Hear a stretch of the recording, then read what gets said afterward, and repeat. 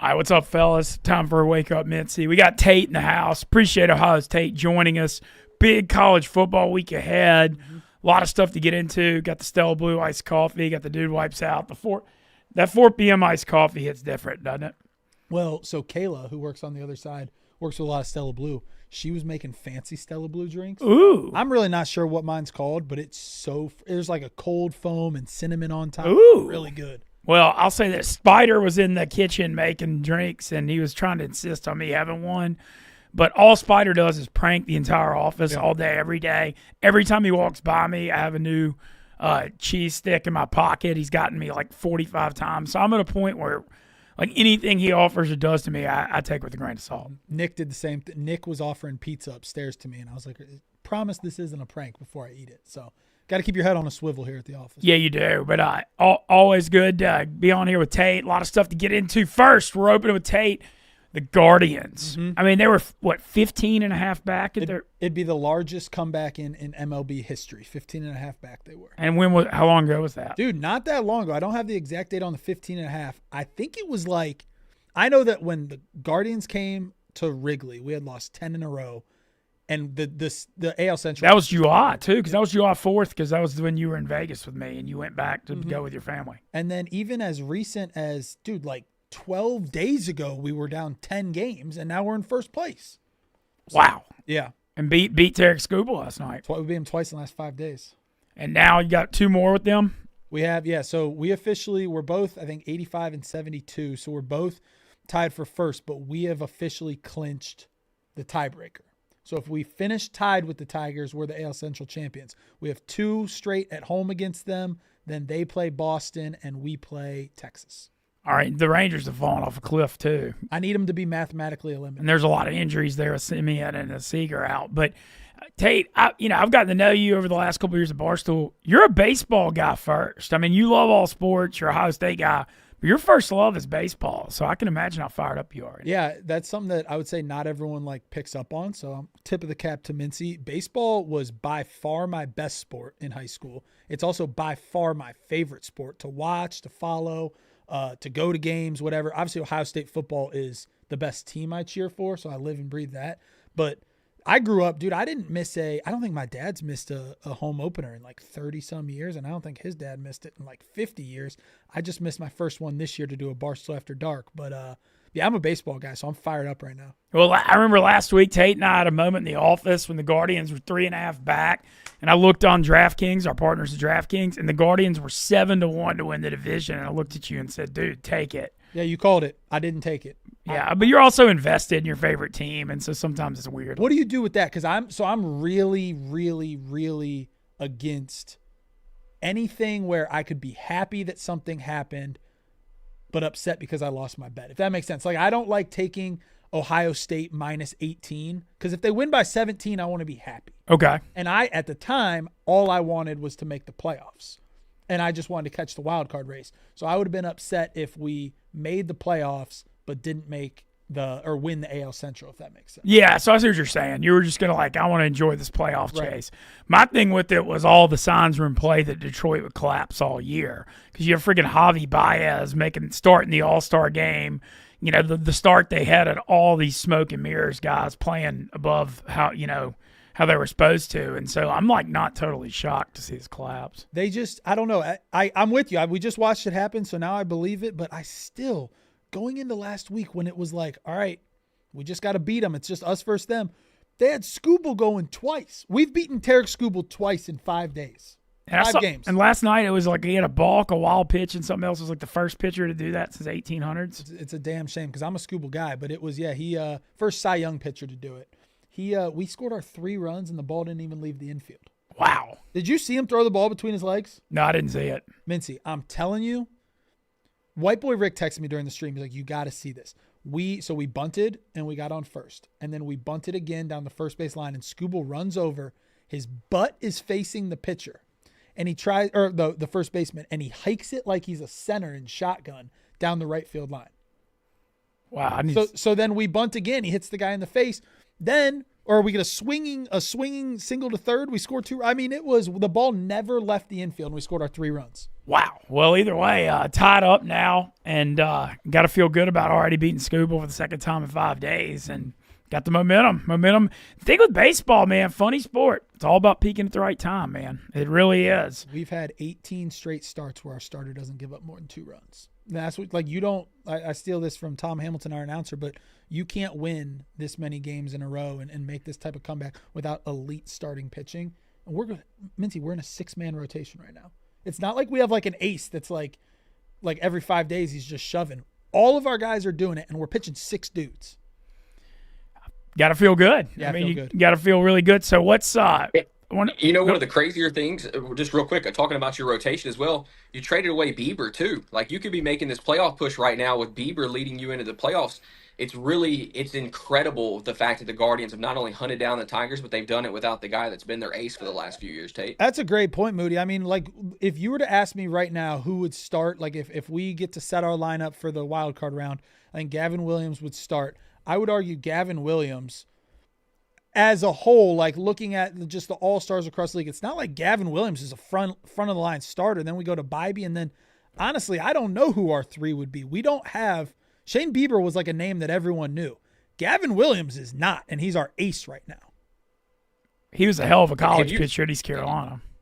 One other thing, have you ever seen a player take a 99-mile-an-hour fastball directly to the face like that David Fry went through last night? That was one of the most insane baseball moments I've seen in quite a while, to be honest. I'm calling my shot tonight, Moody. I think he's going to throw the first pitch of the game tonight. So he got 99 to the face. He had to get taken out. He went to the hospital. Scooble went to go see him last night. Actually, our manager, Stephen Vogt, drove Scooble to the hospital. They went together, checked on him. He just got released from the hospital. He's out 6 to 8 weeks. I think he goes to the game tonight, throws the ceremonial first pitch, and the place goes fucking nuts. I hated to see it because I'll tell you what, David Fry is one of the best dudes. He went to Northwestern State where I called games at, and he is a hell of a dude. I mean, he's just a good human being. Me and some of the people that called his games were just we were a little bit in shock last night that happened to him, and it's a big loss for them because he is probably their best hitter against left-handed pitching. I mean, he is a threat against left-handed pitching. Obviously, doesn't really start against righties, but he's incredible against lefties and couldn't be a better dude either, man. Yeah, it hurts for us. He had obviously a big home run in the playoffs last year. Sounds like 6 to 8 weeks. What is that? That's not good. That's the rest of the season. I don't see how. Like, I mean, the World Series is late October, and we're in late September. That stinks. But his last one, I mean, beating Scooble at home in a must-win game. So thank you, David Fry. Taking a 99 to the face. Did you see the screenshot? It's like, man, I didn't know. I hadn't seen any of the highlights, and I'm kind of glad I didn't. His face gets dented. So, but live to tell the tale, which is awesome. Moody, what do you think about this? Do you feel the Guardians are gonna pull this AL Central out? It's close, man. I mean, we're going to have a very exciting last few days. These next 2 games are clearly the biggest because we need to get that, the upper hand over the Tigers here. My Rangers have just flat out fallen apart. It's just, it's all, the wheels have come off. Seager and Simeon going down. They brought these young guys up. They played okay for a minute, and then things have just completely gone to shit here at the back end of the year. But I think the momentum is just too strong right now with the Guardians. I think they're going to hold off the Tigers here. The Tigers probably have that doubt creeping in as well. We were up 15. All of a sudden, we've seen this huge collapse. Like, clearly these next 2 games are the biggest 2 games remaining in the season. But I think that's got to be in the back of the Tigers' mind. If the Guardians win tonight, I think the Guardians find their way to win the division. I agree with that. My group chat was debating that today. It's crazy to say, but who is in more of a must-win situation tonight? Tigers or Guardians? And you would think like all the pressure is on the Tigers. They're on the verge of this just epic collapse. They could miss the postseason if the Astros start winning a game. But in the back of my mind, I'm like, guys, we just came all the way back. We beat Scooble twice. We need to win one of the next 2 games, and we're at home, and we have the pitching advantage.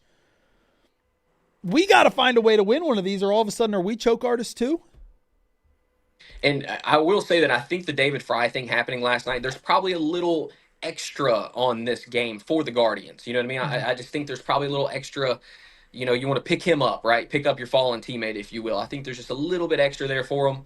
I think they get it done. This would be one of the greatest collapses we've ever seen in MLB history. 15 games just to fall apart like this. And everybody was talking about the Tigers midseason as a World Series team. Nobody's talking about that now. I'm nervous because here's what's going to happen, in my opinion. I think if we win one of the next 2, I would like to think that we would not get swept and them sweep the last one. I think we're going to win the Central if we win one of the next 2 games. With that being said, though, what's that going to get us? It could get us 3 games with the Tigers in Cleveland. And that's going to suck if we do this whole comeback and then they just beat us in the playoffs. Or even if they win the division and we win the wild card, because the Astros have lost a couple. If we have to go to Detroit and all of a sudden Scooble gets to shove it down our throat. So it's not over with Detroit yet, but it has been fun. Tate, you have a good time on Twitter with them too, I've noticed. Well, it's the whole thing, Mintzy. It's Tigers fans crossover with Michigan fans. Ah. And so, did you see the edit from today? No, I didn't. I was just messing around this morning. It was like 5 a.m. I'm just laying in bed watching the highlights of the game, and Scooble throws that snap between his legs.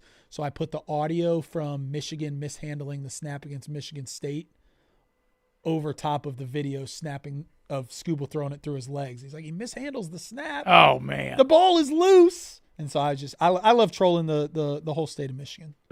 Tate, your trolling game is very strong. Thank you. I mean, it always has been, even before you were up here full time. You have a way of getting under people's skin on the social media. Don't let us. Well, I'm not going to jinx it. Let's handle our business cards. But I do. There's no one who wins with more grace than me. One other question. I saw some people debating this the other day on Twitter. Is Jose Ramirez a Hall of Famer? First ballot. First ballot. Yeah, I think so as well. I would seriously, and I think he will. He's got to have a statue out of Progressive Field.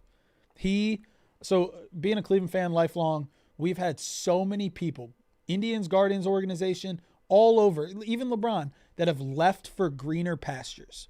He is the only, whether it be more money, whether it be a chance to win, whether it be better weather, whether it be just you want out of Cleveland. So many people have developed here and then left. We've had so many Cy Young winners come here and then go win games somewhere else. Jose Ramirez is the first person and probably the only person ever that came out and said, I will take less money because that's how much I like the city of Cleveland. So he is the most underpaid, underrated player in baseball. He's a first ballot Hall of Famer, and I think he's going to have a statue when it's all said and done. Is he the most beloved sport athlete right now in Cleveland? I don't think he it's probably even has to be close. one of them, right? Yeah, he is, I think, for that reason. Because here's the thing. The difference between him and Myles Garrett is in Cleveland because what are we paying him, $45 million a year to do so? If we weren't paying him that and we said, hey, do you want to take a hometown discount to stay on the Browns? He'd be the first person to go play for the Cowboys, go play for the Giants. So Myles Garrett's arguably our best athlete alongside Jose Ramirez. Jose Ramirez is doing it because he loves the city of Cleveland, not because we're paying him the most, not because we give him the best chance to win. He loves Cleveland. So he is more beloved than anyone else we have. That's pretty admirable in this day and age. I mean, Myles Garrett was saying he wanted out, and then he just took $45 million a year, like right after. I remember. Yeah, Myles Garrett. What I like Myles Garrett. Oh, how can you not, dude? He's so. I mean, and I want to touch on the Browns beating Green Bay. The Survivor killer last week. Did you have him? Yeah, I had Green Bay. Yeah, I have one. And all I had to do was take Seattle against the Saints because I knew that. I mean, why didn't I just do that? So are you out? Are you busted? I'm busted. Yeah, it's tough. There was I'm in one where you can do 3 entries. So I definitely lost one, and that lost like 30% of the entries, but I was okay to see him lose. The Moody's been on the Quinshon Judkins train. Obviously, you had him last year at Ohio State with 3 touchdowns in the title game. But, man, he's really giving y'all a power running game. He's emerged with that. I know that the expectations may not be the highest, but Cleveland's got a freaking – dude, y'all's run defense held Derrick Henry to like 17 yards. I mean, they're ferocious up front. They're physical running the ball with Judkins. I mean – I think they're going to continue to be very competitive. Yeah, I mean, we've done that not just to Derrick Henry.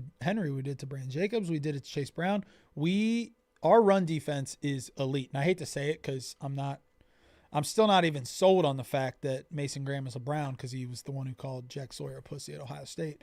But Mason Graham, our rookie class is unbelievable in Cleveland. We still don't have a quarterback, but our defensive line is really, really, really good. Our rookie class is really good. Our coach, I think, is really, really good, even though some people hate on him. I think the future is bright in Cleveland. We just need to find out who that quarterback is. Yeah. Well, do you think Flacco is just going to keep – how long do you think he makes as the starter? I mean, you can't bench him after beating Green Bay. You know what I mean? But if we would have lost this week to Green Bay, I think – here's my concern. If we draft in the top 5 next year, we're taking a quarterback. We also took 2 quarterbacks this year. we've also had up to 6 quarterbacks on our roster, and we also have Deshaun Watson coming back next year. So what is the point of doing all this if we're not going to give Dylan Gabriel and Shedeur Sanders a chance? Like, what's the plan next year? We're not going to have seen Dylan Gabriel. We're not going to have seen Shedeur Sanders. We're going to be in position to take like a Cade Klubnik or a Nussmeier or whatever, and we're going to have Deshaun coming back. We need to give these guys a chance to see if they sink or swim. Yeah. Well, the thing is I'd be shocked if Flacco holds up the whole season just health-wise at 40. And so I feel like there's going to be some kind of – are we a contender, Mintzy? Not to win the Super Bowl. Obviously, we're not. Are we at 1-2? Are we still playing like we think we're – Hell yeah. I think so. I mean, almost beat Cincinnati week 1. I mean, obviously got blown out of Baltimore, but that game, I mean – it was closer than the final. Yeah, that got away with the block punt and a bunch of weird stuff. No, I mean, I just think having Judkins and having a power running game with how tough Cleveland is up front on defense and that AFC North when it gets cold and those rugged, low-scoring, close games. I just think also with the Bengals losing Burrow, that changes a lot. But the second we are no longer trying to absolutely, win games to make the wild card, whatever, that's when you need to see these other quarterbacks and give them a chance to see if they're the quarterback of the future, if we need another one. Also want to mention while we got you here, you've been loving the Pick Six app. Oh my God. Our friends at DraftKings, y'all been doing the Twitter Spaces. You hit they had that over $2 million share thing. You hit for what like $1,000? It ended up being $970. Yeah, okay. Which was a free entry. Entry to win $970. So Pick Six is the best app on the market. It's great. DM me if you need a promo code. Yeah, absolutely. Get on at Pick Six for sure. One other thing I wanted to talk about with the Browns real quick. Obviously, we've talked a ton about Judkins. Isaiah Bond, very underrated right now, who is going to come along sooner rather than later, in my opinion. Well, he's getting a little bit more work each and every week. What are your thoughts on Isaiah Bond? Because I feel like y'all absolutely stole him. You throw him in with the rest of these rookies.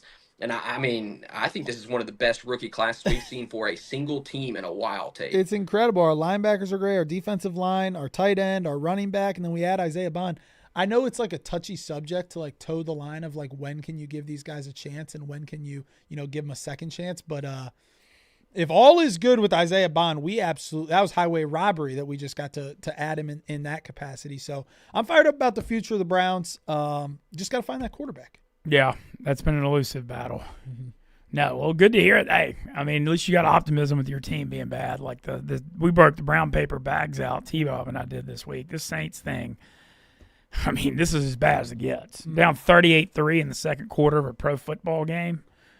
I don't know. And then Kellen Moore on 4th and 2 sends out the field goal unit to cut it to like a 28-point deficit. I mean, it's just, what are we doing? Moral victories here? It's just, it's so, there's no, I don't know. It's just so rudderless. There's no hope. Also, so last night, y'all did the Clue After Dark. How'd it go? It was all right. It was, didn't necessarily turn out to be what we envisioned, but we sometimes just swing and miss on After Dark, and then you just get back up to it next week. Well, we've got one next week. Mm-hmm. I'm fired up about it. Yeah, I don't know. I mean, we've already announced that you and me are going to be in the world's largest corn maze. World's largest corn maze. I think it's like 20-some acres. We're going to start right in the middle of it, and we're going to be handcuffed on it. And you're blindfolded. I'm blindfolded. It's dark, and you have a flashlight. Oh, wow. And I think there's going to be little treasure chests all around, and you're going to have the map to them. So you got to take us from treasure chest to treasure chest trying to find keys. 23 of the keys are fake and won't let us out. One of them will let us unhandcuff so we can go home. Or else we're just stuck handcuffed until you find it. Man, that how are you with maps?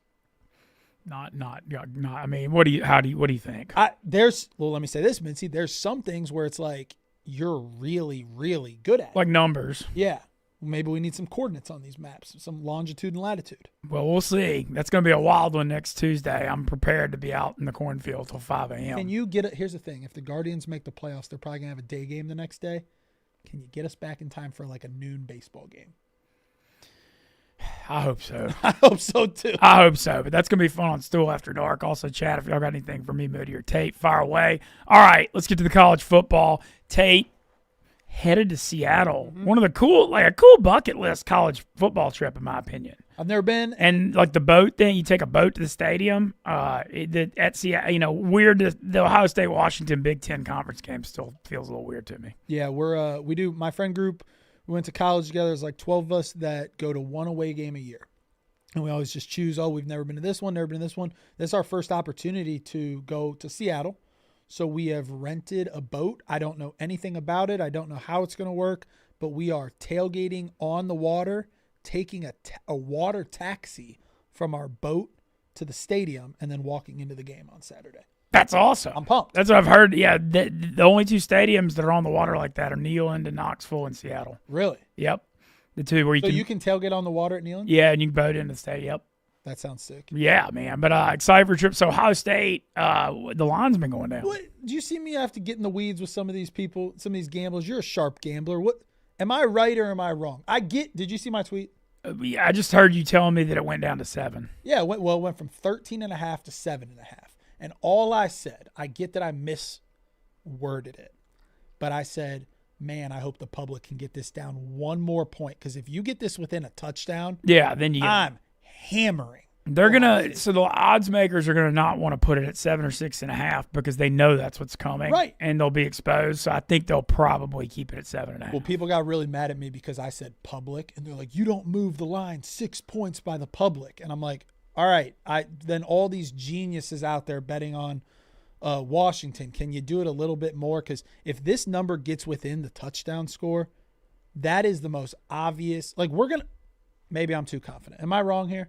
Well, it's a weird. It's one of those games that reeks of like a weird trap spot, just because it's. But it's moved so much. No, yeah, I know. I mean, I'm not saying you're wrong. I'm just saying that, like, I know, it's a weird place to go play. They haven't lost since 2021 at home. There's a bunch of stats where it's like teams going east to west on the Big Ten are like 3-11. Yeah, that's what worries me. Yeah, but I mean, you're feeling good. I mean, like dominant. The defense looks so good against Texas week 1. Y'all hadn't played anybody since Texas. No, we haven't. But my thing about them, so I was actually woke up nervous earlier in the week, and the more I've read and the more I've seen everyone else's concern, the more confident I'm getting. Their defense stinks. They have a great quarterback. They have a great running back. They have a great wide receiver 1. We have a good defense, a really good defense. I agree. So I think that's going to be a battle. Are they going to score on us? Probably. They're probably going to score 25 points. They just gave up 21 and 24 points. So what? Colorado State, Washington State? They blew Washington State out second half. You don't think we're going to go score on Washington? We have the most accurate quarterback in the country. We have the number 1 wide receiver in the country. We have another top 5 wide receiver in the country. We have the best tight end in the country. I think we're going to score. I think they're going to score a little bit. I think we're going to win this game 41-24. Yeah, like 56-24 or something like that. Well, I'm excited for you to get out there because I can't wait to hear about Seattle. I've never been to that area of the country. My curiosity's peaked. I'm fired up. This is college football week too because I'm biggest week. I was telling Tate yesterday in the office, I mean, this is my version of Ohio State, Michigan, with LSU Ole Miss. And yeah, you talk about this so much. Yeah, this one's going to be big. This is the first time they've met undefeated, both undefeated since 1959. Really? Because when Billy Cannon ran the punt back in Death Valley on What's the line? Ole Miss by 1.5. I mean, we got a ball game here on Saturday. Interesting. 2:30 kickoff. Ole Miss is cursed in Baton Rouge. Hadn't won there since 2008, but they're 4-2 in the last 6. Let me tell you something. They're 4-2 in the last 6 and 9. Tell Lane Kiffin to quit whining. I saw that about whining about the 3:30, 2:30 start. Yeah, because Ohio State gets nothing but 11 a.m. Get the fuck out of here. I would love to have a 3:30 start every once in a while for a primetime game. And I get big noon kickoff, awesome. Let's do big noon kickoff, and then let's kick off at like 4 o'clock. I would love that one time. Not even because anything other than I want to tailgate for like 8 hours. It's fun. Yeah, I agree. I wish this was a night game too, but 2:30 is classic spot for SEC. Mm-hmm. I mean, you know what I mean? That is what it is. That's a lot better than 11 a.m. I'll be out in the Grove. I'm trying to get to the Grove by like 9:30 at the worst. I'm trying to this is the weekend to just take it all in.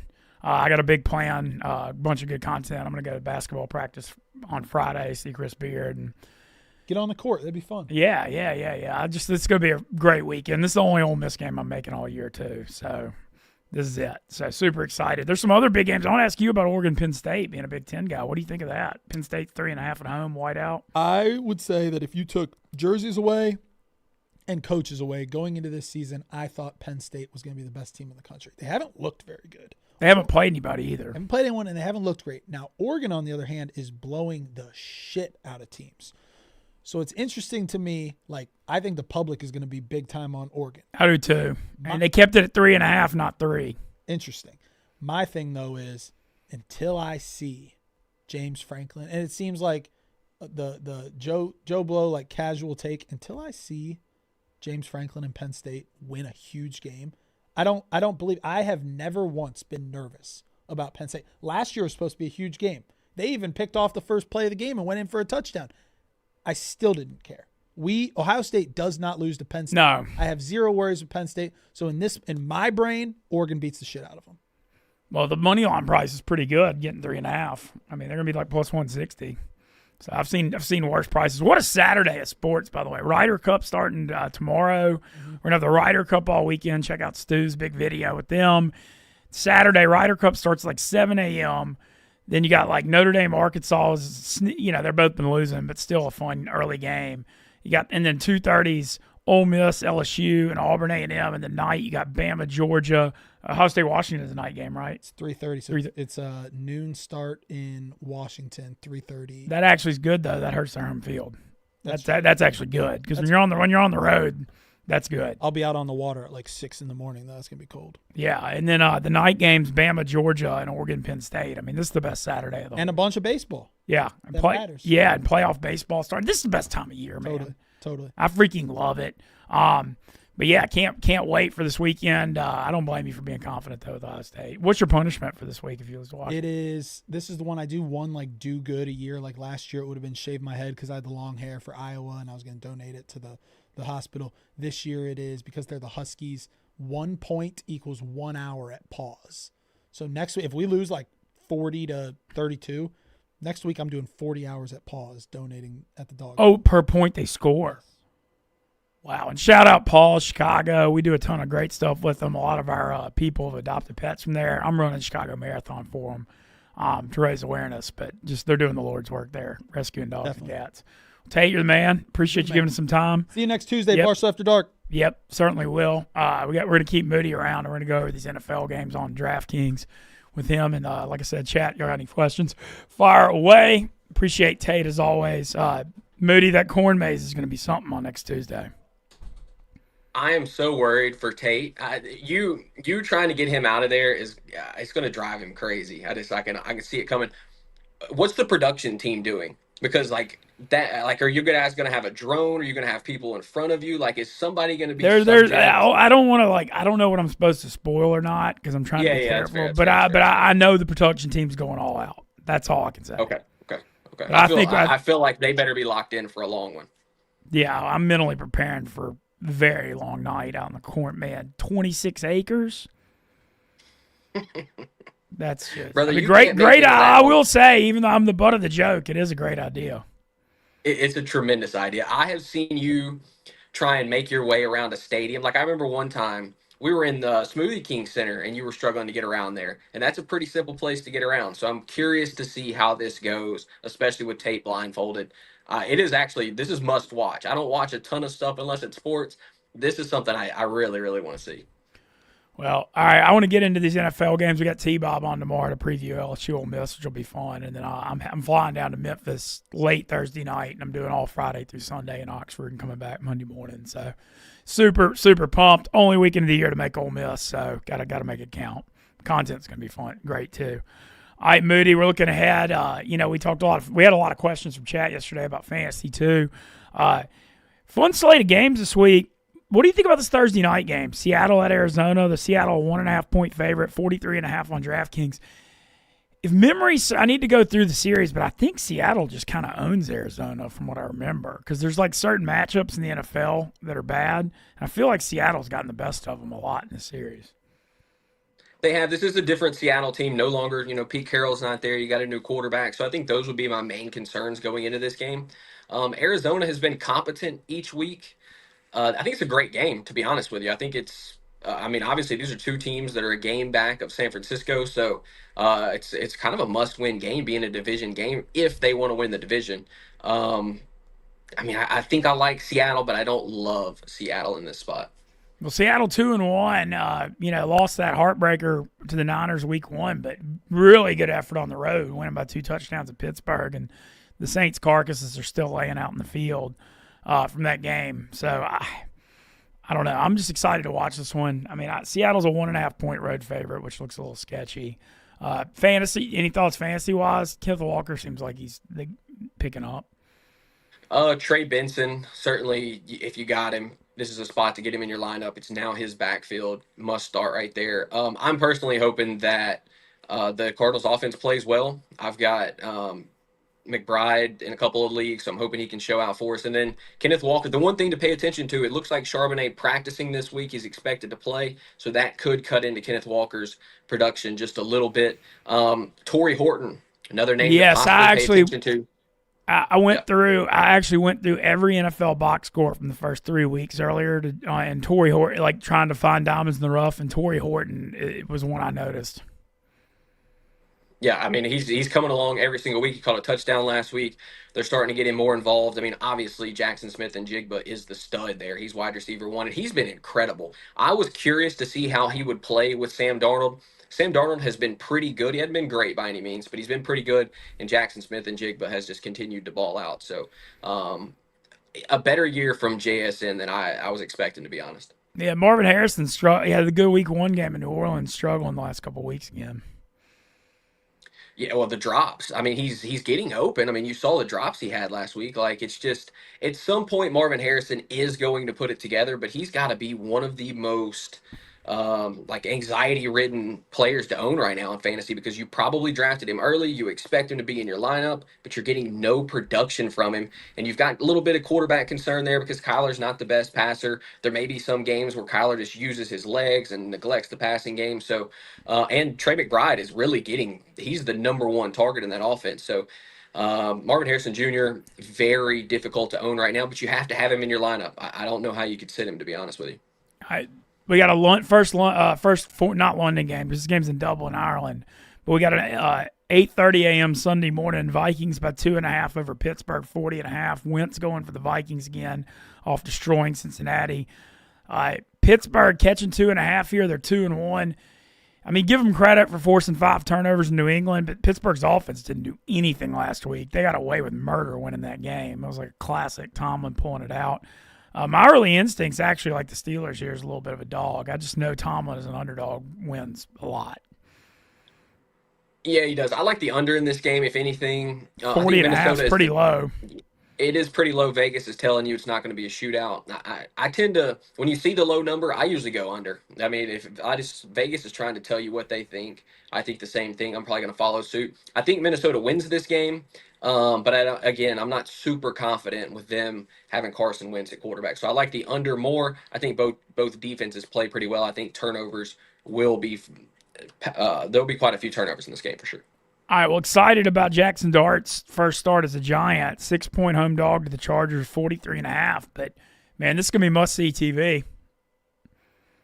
I mean, I'm excited to see it. I've said it multiple times here. I think Jackson Dart's the best quarterback in this class. He's going to have to put that to test against a very good Chargers team. If Dart is legitimate, this could be a shootout, Mintz. Could be. Because the Giants' defense sucks. The Chargers' offense has looked great. There's a potential for shootout here. We'll see how it goes. I agree. Malik Neighbors certainly could benefit from Jackson Dart taking over at quarterback. So I just spent a lot of money in my guillotine league on Malik Neighbors. I need him to ball out with Jackson Dart. I like that too. Over 43.5 here. I agree with what you're saying on it. I could see it. Cleveland Browns plus 10 at Detroit, 44.5. Detroit one of the most impressive efforts of the season so far, that Monday night win against Baltimore. Short week. They're still really tough at home. I don't know that Cleveland could score enough points to, threaten them. What do you think about that one? I mean, I kind of like Cleveland here a little bit. Not to win the game necessarily, but I think their defense plays so good. I think they're really gonna slow games down. Run the football with Judkins. Play good defense. That is going to be the formula every single week with them. We saw it last week against the Packers. We saw what the Packers defense did to the Lions. I think the Browns defense is comparable to the Packers. I think this could potentially be a low-scoring game, so give me the Browns plus the points. I know the Lions have looked good. The offense has looked incredible. Their defense looked solid against the Ravens this past week. I like the under, and I like the Browns plus 9.5. I think Cleveland is going to be in every single game they play as long as the defense holds up, and I believe they will. Yeah, I would actually look. It's interesting. Detroit ran for 232 on Baltimore, but Cleveland's run defense has been just unbelievably elite so far. So I'm curious to see how that matchup goes. Biggest line of the year in the NFL. I actually think it could be bigger. Saints catching 15.5 in Buffalo Sunday at noon. Is that enough? Didn't it go down? I think it opened at 16.5, right? Yeah, it did. So I guess some people have brave. Some money coming in on the Saints, then it just feels like a stay away spot for me. Just stay away. The line's too high. Like Buffalo, probably this will be a good game for James Cook. I think. I see him getting a ton of touches. We saw that in week 2 when Buffalo had a blowout. They ran the football a ton with James Cook. I think that's going to be the situation once again. So I love James Cook as far as daily fantasy is concerned this week. I'm obviously Buffalo wins this game. Do they blow the Saints out? Maybe. I just it's too many. Yeah, well, the one thing on Buffalo, I think a prop to watch is I actually like Allen's under rushing yards because there's a thing with Allen that he runs in the big games, and I don't think this is a game where he's going to run. I mean, he didn't run much against the Jets week 2 because he had a broken nose, but I just think this is a game that like why would you risk him running? It makes no sense. Eagles by 3.5. Eagles by 3.5 at Tampa. Battle of 3-0 teams here. No Mike Evans or Tampa, but Godwin should be back. 43.5. Eagles, one thing, finally got the passing game untracked in the second half last week. A.J. Brown over 100. Devontae Smith caught that game-winning touchdown. What do you think of this one? Under 43.5, one of my favorite plays of the week. The Eagles defense is so good. The Bucs are going to be without Mike Evans. I think the Eagles are going to run the football, play good defense. I love under 43.5. It's probably my second or third favorite play this week. All right. Commanders by 1.5 in Atlanta, which makes me think Jaden Daniels is trending towards starting. Obviously, we don't know, but Mariota played really well last week.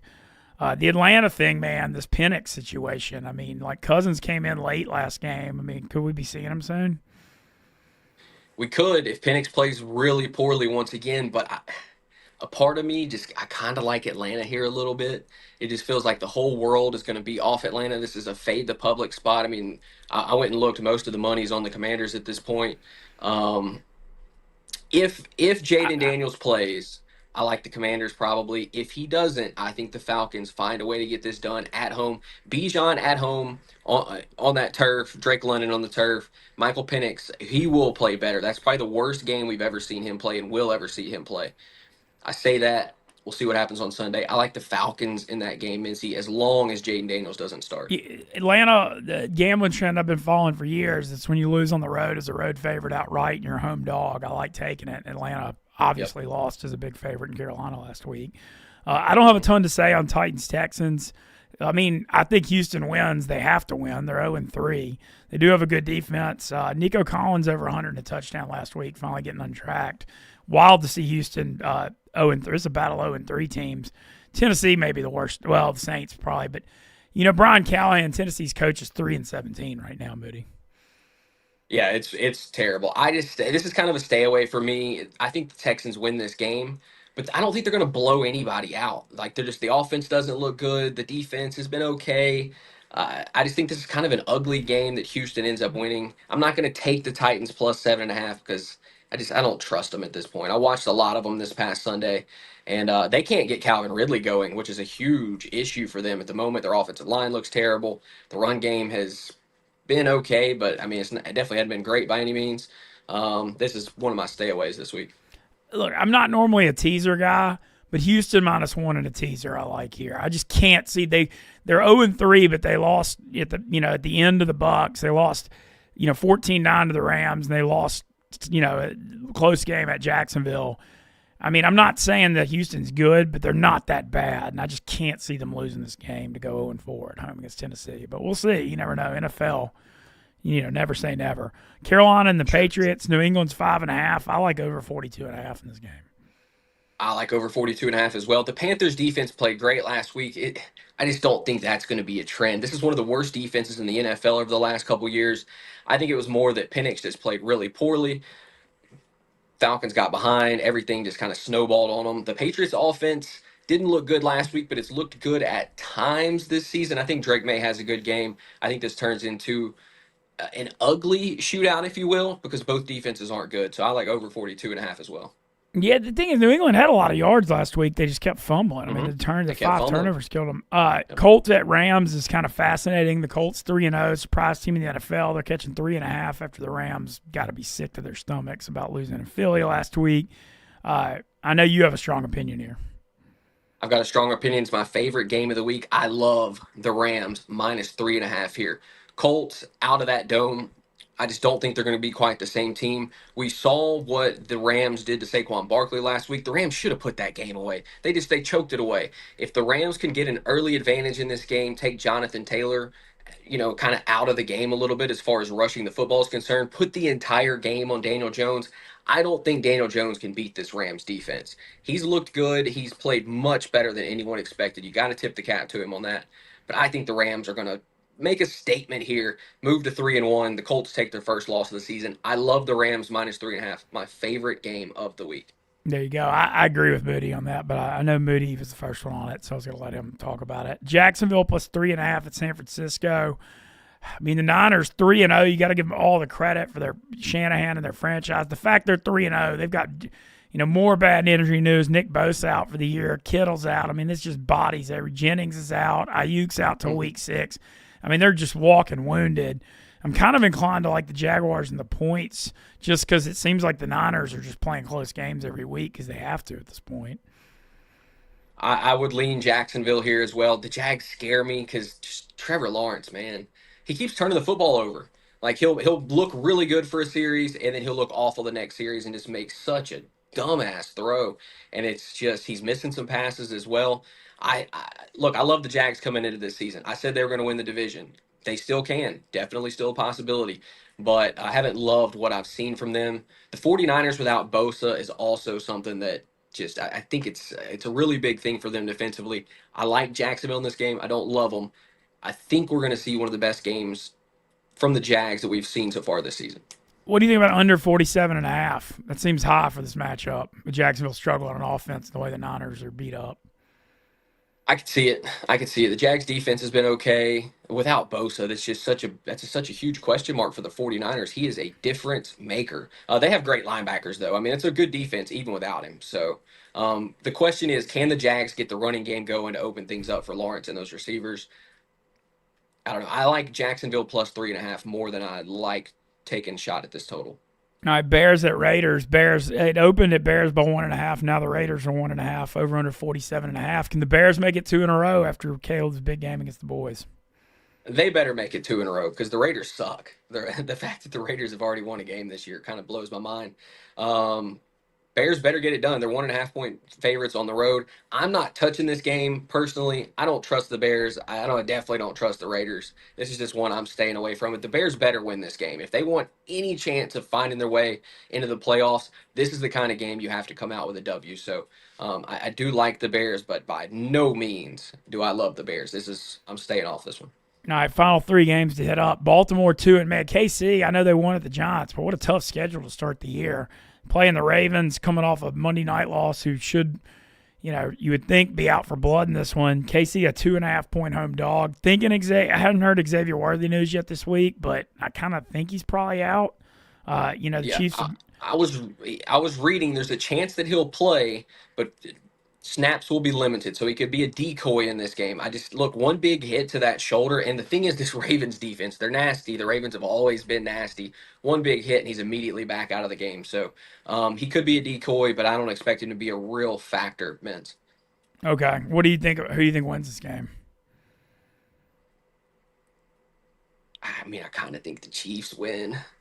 Honestly, I don't know. I'm not touching it personally, but I kind of think it's a tough one. At home in Arrowhead, they're an underdog. The Andy Reid, we've seen it so many times over the last few years that they just find ways to win football games. I think they find a way to win this game. One of these teams is going to be 1-3 after this week, something you never would have expected coming into this year. I think it's the Ravens. I think they lose this football game. I think it's going to be a hell of a game. It'll be a close battle. I would take the Chiefs and the points, especially if it were to move to 3. Right now it's 2.5 in favor of Baltimore. If it moves to 3, I think you got to take the Chiefs in the field goal. And then Sunday night, Michael Parsons back in Dallas. Obviously, Dallas is going to be without CeeDee Lamb. Green Bay a 7-point favorite. Moody, I got to take here. I have a wild take. I like Dallas +7. I could see it. I really This could. is a spot with it. It's just everybody's off them after they got blown out by the Bears, and they're 1-2. But now they lost as a road favorite. They're catching points. I mean, Green Bay laying 7, and Love didn't look all that great last week. I know Dallas's defense is probably what cures them, but I like Dallas +7 here, home dog on Sunday night. I'm a little surprised it wasn't even like Packers -9.5 whenever I saw it, to be honest with you. So the fact that it's 6.5 tells you Vegas thinks Dallas has a small shot here. They're at home. This one feels too risky for me, but I could see the Cowboys winning. If Dallas loses this game, the season is going to go to shit. So they better show up with their best effort. Yeah, no doubt. And then finally Monday, we got a doubleheader. Or no, we don't. Do we have? Yeah, we have a doubleheader Monday night. Yeah. Jets at Miami. Miami's 2.5, which makes me think they think Fields is going to play, trying to clear concussion protocol. Love the over here. I'll save it. Obviously, I'll do all my plays on Sunday, and then I'll run this by itself on Monday night. But if Fields plays, I think this turns into a shootout. I think Tyreek Hill has a huge game. Achane has a big game. I think Fields runs for a lot of yards. I think this could be a shootout. Neither defense is very good. Fields has to play in order for me to feel that way. If Fields doesn't play, I think Miami wins this game going away. All right, and then finally, Cincinnati +7.5 at Denver. This was one of the best NFL games of the season last year, late in the year, but obviously no Burrow here. I actually like Denver even at 7.5. I just think this is a terrible matchup for Browning against Denver, and I think they're going to struggle to move the ball. After what we saw last week, how could you have any confidence in the Bengals? I mean, the Vikings defense is very comparable to Denver and what they do. So, like, I mean, you would just think Denver goes in there and beats the crap out of them. You really would. So, Denver -7.5 feels like the right play. It does. I feel like that this could be bad. I mean, like 27-10 Denver kind of thing is what I think. Just control it. And I'll tell you what. Oh, go ahead. Finish. That's all I got. Well, we also had a question from Chadwick Moff about what's up with Chase Brown. Is he done as the starter for the Bengals? He's not done as the starter. They don't really have anybody to replace him with. Samaje Perine. I don't know if he's practicing this week or not, but I know he got hurt. He sucks too, if we're being honest. He's just a It's third going to down continue back to be at Chase most. Brown, but now it's like you're not as worried about the passing game. So Chase Brown is doing nothing. The running game for the Bengals is going to continue to be terrible. What they have to do is find ways to get him the ball in creative ways.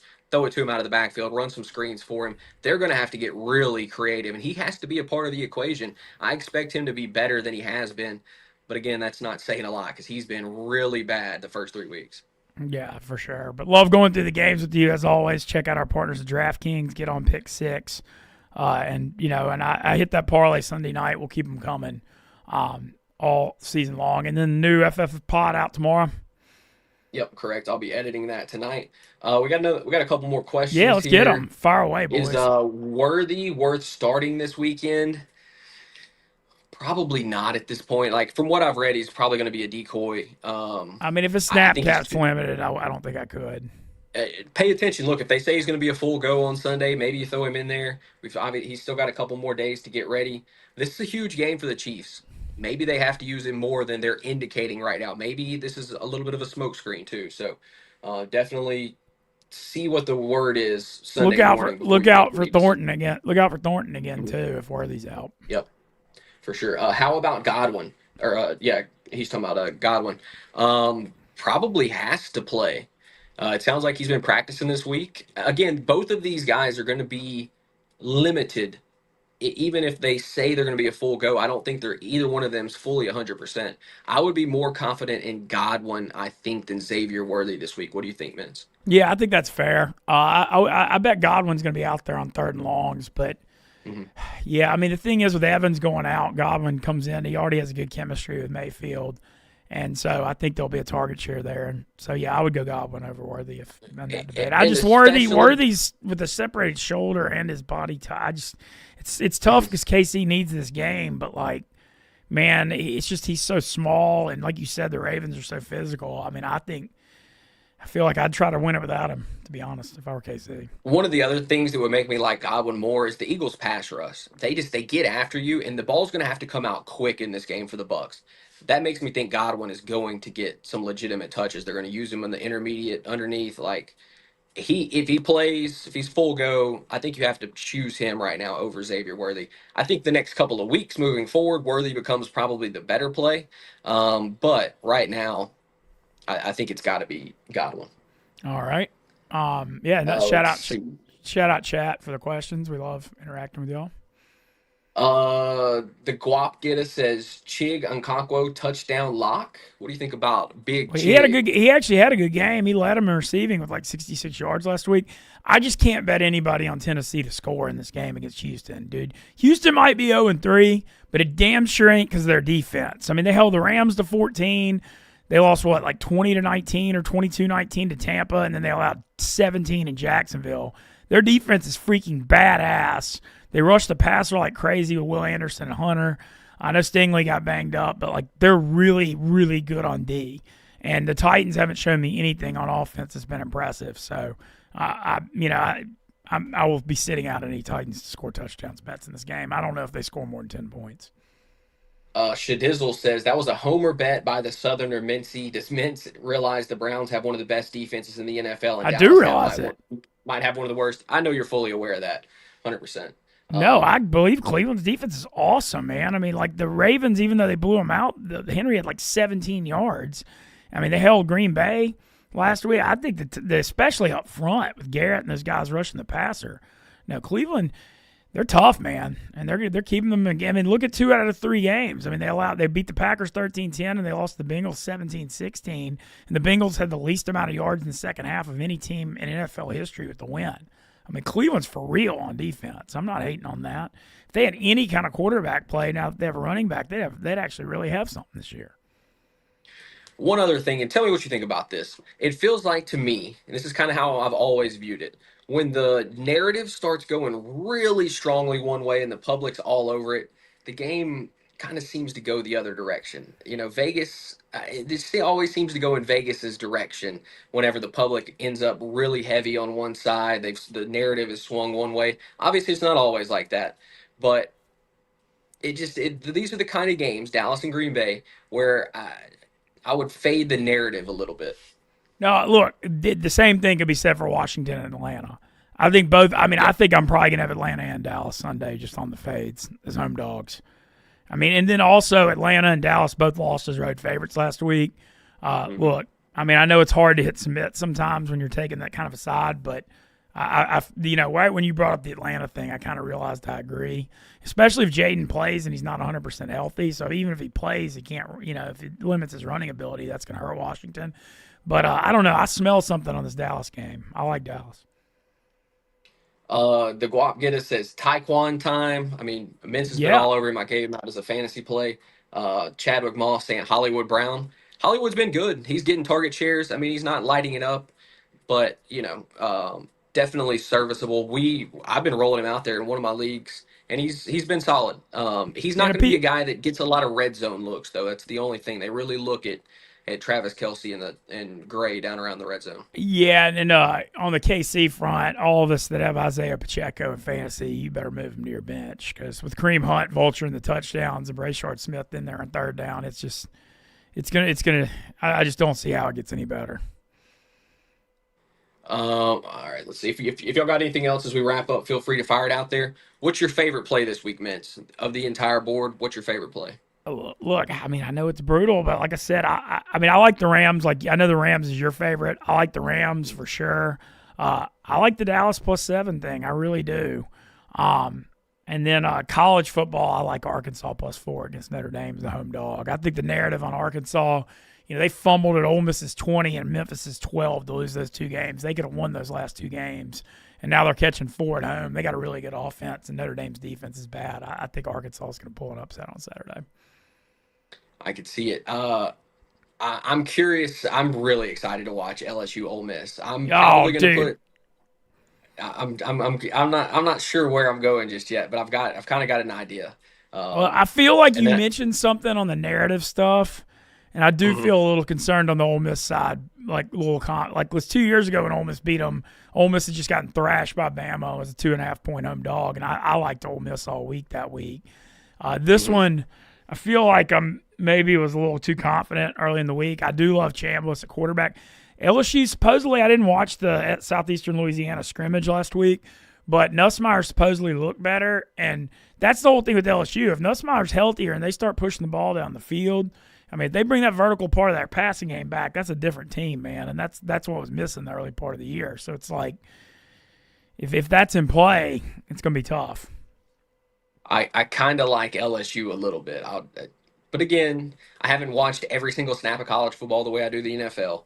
But I just feel like LSU's defense is so good. I feel like Nussmeier has underperformed, and I got this feeling he's going to show up. This could be. I mean, I think it's going to be a great game no matter what. Oh, I think I think we got a barn burner. Is Chambliss really ready for a legitimate SEC defense like this? Like I know he looked great against Tulane. I watched the whole game. I thought he looked really good. But this is a totally different test. And I don't know if he can pass it. We'll find out. Yeah, well, I'm super excited, man. Can't wait. Like I said, just gonna be a lot of fun in Oxford, Mississippi this weekend, and I hope Ole Miss beats the hell out of LSU. But shout out Tate. Fun to have him on. We got T-Bob on, getting ready for LSU Ole Miss next week. It'll be fun to talk some college ball. And then shout out the chat. Thank you for all the questions. We love interacting with y'all. And let's have a day. Big Barstool show tonight. The mascot's got a show at Joe's on Weed tonight. What a bar name, by the way. It's on Weed Street. What a name. But that's going to be a lot of fun. Live show tonight at, I believe, 8 o'clock at Joe's on Weed. And Tommy Smokes and Fights, and those guys are all in town for it. So it's good to see those guys around. And we'll be back with T-Bob tomorrow. And, have a hell of a day. Shout out Still Blue and Tate and Moody and Dude Wipes.